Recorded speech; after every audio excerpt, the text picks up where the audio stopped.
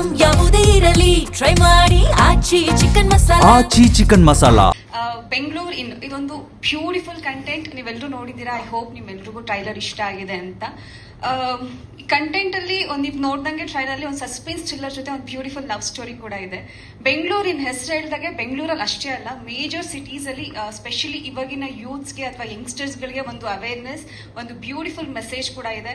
ಯಾಕಂದ್ರೆ ನಮ್ಮ ಸುತ್ತಮುತ್ತ ನಡೀತಾ ಇರುವಂತ ಘಟನೆಗಳು ನಮ್ಗೆ ಗೊತ್ತಿಲ್ಲದೆ ಏನೇನೋ ನಡೀತಾ ಇರುತ್ತೆ. ಅದೊಂದನ್ನ ಬ್ಯೂಟಿಫುಲ್ ಆಗಿ ನಮ್ಮ ಡೈರೆಕ್ಟರ್ ನರೇಟ್ ಮಾಡಿದ್ದಾರೆ. ಅವರು ಫಸ್ಟ್ ಸಿನಿಮಾ ಇದು. ತುಂಬಾ ಪ್ಯಾಷನೇಟ್ ಇಟ್ಕೊಂಡು ತುಂಬಾ ಕನ್ಸುಗಳನ್ನ ಹೊತ್ಕೊಂಡು ಇಂಡಸ್ಟ್ರಿಗೆ ಬಂದಿರೋದು. ತುಂಬಾ ಚೆನ್ನಾಗಿ ಫಸ್ಟ್ ಸಿನಿಮಾದಲ್ಲೇ ಡೈರೆಕ್ಷನ್ ಮಾಡಿದ್ದಾರೆ. ನಿಮ್ ಜೊತೆ ಕೆಲಸ ಮಾಡಿದ್ದು ತುಂಬಾ ಖುಷಿ ಆಯ್ತು. And thank you so much for casting me to this movie. And ನಮ್ಮ ಪ್ರೊಡ್ಯೂಸರ್ ಸರ್, ಅವರು ಕೂಡ ತುಂಬಾ ಪ್ಯಾಷನೇಟ್. ಸಿನಿಮಾದಲ್ಲಿ ಪ್ರೊಡ್ಯೂಸ್ ಮಾಡೋದಷ್ಟೇ ಅಲ್ಲದೆ ಪರ್ಫಾರ್ಮ್ ಕೂಡ ಮಾಡಿದ್ದಾರೆ ಬಹಳ ಅದ್ಭುತವಾಗಿ. ನಿಮ್ ಸೀನ್ಸ್ ಗಳಲ್ಲಿ, ಐ ಮೀನ್ ಮೂವಿ ನೋಡಿದೀನಿ ನಾನು, ಸೀನ್ಸ್ಗಳು ತುಂಬಾ ಚೆನ್ನಾಗಿ ಪರ್ಫಾರ್ಮ್ ಮಾಡಿದ್ದೀರಾ. And thank you so much ಈ ತರದೊಂದು ಬ್ಯೂಟಿಫುಲ್ ಸಿನಿಮಾನ ನಿರ್ಮಾಣ ಮಾಡಿದ್ದಕ್ಕೆ. ಹಾಗೆ ನನ್ನ ಕೋಸ್ಟಾರ್ ಧರ್ಮ ಅವರು, ನಿಮ್ಮೆಲ್ರಿಗೂ ಗೊತ್ತಿರೋ ಹಾಗೆ very humble, very down to earth, my wonderful costar ಅಂತಾನೆ ಹೇಳ್ಬೋದು. ತುಂಬಾ ಖುಷಿ ಆಯ್ತು. ನಿಮ್ ಒಟ್ಟಿಗೆ ಇದು 3ನೇ cinema. I am very happy. And Risha, ನಿಮ್ದು ಸೆಕೆಂಡ್ ಮೂವಿ, ಬಟ್ ಆತರ ಏನೋ ಒಂದ್ಸಲ ತುಂಬಾನೇ ಚೆನ್ನಾಗಿ ಪರ್ಫಾರ್ಮ್ ಮಾಡಿದ್ದೀರಾ. ಅಂಡ್ ಒಳ್ಳೊಳ್ಳೆ ಕಲಾವಿದ್ರು ಇದ್ದಾರೆ ಸಿನಿಮಾದಲ್ಲಿ. ಶಶಿಕುಮಾರ್ ಸರ್ ಇದ್ದಾರೆ, ಬಾಲರಾಜ್ ವಾಡಿ ಸರ್ ಇದ್ದಾರೆ. ಎಲ್ಲ ಕಲಾವಿದ್ರು ಬಹಳ ಅದ್ಭುತವಾಗಿ ಅವರ ಪಾತ್ರಗಳನ್ನ ನಿಭಾಯಿಸಿದ್ದಾರೆ. ಹಾಗೆ ನಮ್ಮ DOP ನವೀನ್ ಸರ್ ಎಲ್ಲಾ ಸೀನ್ಸ್ ಗಳು ಬಹಳ ಅದ್ಭುತವಾಗಿ ಕ್ಯಾಪ್ಚರ್ ಮಾಡಿದ್ದಾರೆ. ಮ್ಯೂಸಿಕ್ ತುಂಬಾ ಚೆನ್ನಾಗಿದೆ, RR ತುಂಬಾ ಚೆನ್ನಾಗಿದೆ. ಸೊ ಐ ಹೋಪ್ ನೀವೆಲ್ಲರೂ ಇದೇ ತಿಂಗಳು 17ನೇ ತಾರೀಕು ದಯವಿಟ್ಟು ಥಿಯೇಟರಿಗೆ ಬನ್ನಿ, ಸಿನಿಮಾನ ನೋಡಿ. ನಿಮ್ಮೆಲ್ಲರೂ ಪ್ರೀತಿಯ ಆಶೀರ್ವಾದ ಖಂಡಿತ ಮುಖ್ಯ. ಬಿಕಾಸ್ ನೀವೆಷ್ಟು ಸಿನಿಮಾನ ಪ್ರೀತಿಸ್ತೀರಾ, ಎಷ್ಟು ಸಪೋರ್ಟ್ ಮಾಡ್ತೀರಾ, ಅದೇ ತರ ನಾವು ಸಿನಿಮಾಗಳನ್ನ ಮಾಡ್ಕೊಳ್ತಾ ಹೋಗ್ಬೋದು. ನಿಮ್ಮ ಪ್ರೀತಿ ಆಶೀರ್ವಾದ ತುಂಬಾನೇ ಮುಖ್ಯ. ದಯವಿಟ್ಟು ಸಪೋರ್ಟ್ ಮಾಡಿ. 17ನೇ ತಾರೀಕು ನಿಮ್ಮ ಹತ್ತಿರದ ಚಿತ್ರಮಂದಿರಗಳಲ್ಲಿ ಸಿನಿಮಾ ನೋಡಿ ಅಂತ ಕೇಳ್ಕೊಂತೀನಿ. 330 ಕೋಟಿ ಖರ್ಚು ಮಾಡಿ ಪೈರಸಿ ಆಗೋದು ಒಂದು ಕಾಟ. ಸಿನಿಮಾ ರಿಲೀಸ್ ಆಗೋಕ್ ಮುಂಚೆನೆ, ಸೆನ್ಸಾರ್ ಆಗೋಕ್ ಮುಂಚೆನೆ ಎಲ್ಲ ಪ್ಲಾಟ್ಫಾರ್ಮ್ ಅಲ್ಲಿ ಬಂದಿದೆ ಅಂತಂದ್ರೆ ನಿರ್ಮಾಪಕ ಏನಾಗಬೇಕು? ಎಷ್ಟು ಕೆಟ್ಟ ಬೆಳವಣಿಗೆ ಆಗಿದೆ ಅಂತಂದ್ರೆ, ಈ ತರ ಆಯ್ತು ಅಂದ್ರೆ ಥ್ರೂಔಟ್ ಇಂಡಿಯಾ ಇಂಡಸ್ಟ್ರಿನೇ ಇರೋದಿಲ್ಲ.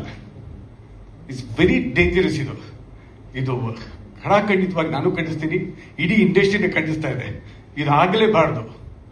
330 ಕೋಟಿ ಇರ್ಬೋದು, 30 ಕೋಟಿ ಇರ್ಬೋದು, ತಮಿಳ್ ಇರ್ಬೋದು, ನಾಳೆ ಕನ್ನಡ ಆಗ್ಬೋದು, ನಾಳಿದ್ದು ತೆಲುಗು ಆಗ್ಬೋದು, ಹಿಂದಿ ಆಗ್ಬಾರ್ದು. ಕ್ಯೂಬಿಂದ ಅದು ಹೆಂಗ್ ಬರ್ಲಿಕ್ಕೆ ಸಾಧ್ಯ? ಎಲ್ಲೋ ಇಟ್ಟಿರೋ ಒಂದು ಹಾರ್ಡ್ ಡಿಸ್ಕ್ ಅಲ್ಲಿ ಇರೋ ಸಿನಿಮಾ ಥ್ರೂಔಟ್ ವರ್ಲ್ಡ್ ಬರುತ್ತೆ ಅಂತಂದ್ರೆ ಎಂತ ಬೆಳವಣಿಗೆ. ನೀವು ರಾಜಕೀಯ ಸಾವಿರ ಮಾಡ್ಕೊಳ್ಳಿ, ಸಿನಿಮಾ ಇಂಡಸ್ಟ್ರಿನ ಕೊಲೆ ಮಾಡ್ತೀರಿ ನೀವು. ಇದು ಆಗ್ಬಾರ್ದು. ಇದು ನನ್ನ ಪರ್ಸನಲ್ ಫೀಲಿಂಗ್. ಇದು ಇಡೀ ಇಂಡಸ್ಟ್ರಿ ಪ್ರೊಟೆಸ್ಟ್ ಮಾಡಬೇಕಿದಕ್ಕೋಸ್ಕರ. Thank you so much.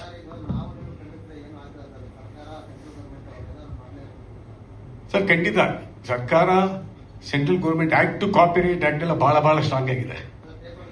ಬೇಲಾನೆ ಅಲ್ಲ ಬೇಲಿನ ಒಲವೇ ಅಂದ್ರೆ ಪ್ರಿಂಟ್ ಯಾರತ್ರ ಇರುತ್ತೆ ಸರ್, ಹಾರ್ಡ್ ಡಿಸ್ಕ್ ಯಾರತ್ರ ಇರುತ್ತೆ?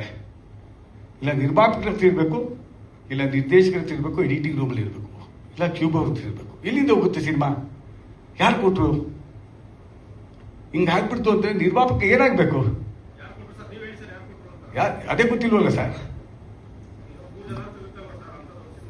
ಅಲ್ಲ, ಅದಕ್ಕೆ ಯಾವ ರೀತಿ ಏನು ಮಾಡೋದು ಗೊತ್ತಾಗ್ತಾ ಇಲ್ಲ. ಇದು ನಿಗೂಢ. ಒಬ್ಬ ರಾಜಕಾರಣಿ ಆಗಿದ್ದಾರೆ ಅವರು. ಇವತ್ತು ಆ ಸಿನಿಮಾನ ಕಂಪ್ಲೀಟ್ ಆಗಿ ಅದು ಬಂದ್ರೂ ಕೂಡ ಏನಾಗುತ್ತೋ ಗೊತ್ತಿಲ್ಲ. ನಾಳೆ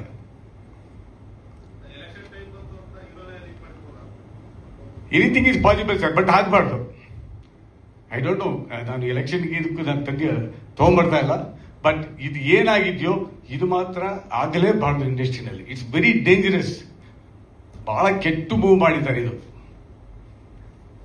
ಒಂದ್ ಕಡೆ ಆಯ್ತು ಅಂದ್ರೆ ಇನ್ನೊಂದ್ ಕಡೆ ಮಾಡೇ ಮಾಡ್ತಾರೆ ಗ್ಯಾರಂಟಿ. ಇವಾಗ ಯಾವುದೋ ನಿರ್ಮಾಪಕರಿಗೆ ಯಾರು ಆಗದೆ ಇರೋರು ಆರ್ಟಿಸ್ಟ್ ತಗೊಂಡ್ಬಿಟ್ಟು ಕತ್ಕೊಂಡ್ಬಿಟ್ಟು ಹಾಕ್ಬಿಡಿಯಪ್ಪ ಅಂತಂದ್ರೆ ಮುಗ್ದೈತಲ್ಲ. ಆಯ್ತು, ನಿರ್ಮಾಣ ಯಾಕೆ ಮಾಡಬೇಕು? ಸೆನ್ಸರ್ ಯಾಕೆ ಬೇಕು? ನಿರ್ಮಾಪಕರು ದುಡ್ಡು ಯಾಕೆ ಹಾಕ್ಬೇಕು? ಆಸ್ ಇಟ್ ಈಸ್ ಪಿಕ್ಚರ್ ಓಡ್ತಾ ಇಲ್ಲ, ದುಡ್ಡು ಬರ್ತಾ ಇಲ್ಲ ಅನ್ನೋದು ಎಲ್ಲರಿಗೂ ದುಃಖದಲ್ಲಿದ್ದಾರೆ. ಅದ್ರಲ್ಲಿ ಇದು ಬೇರೆ.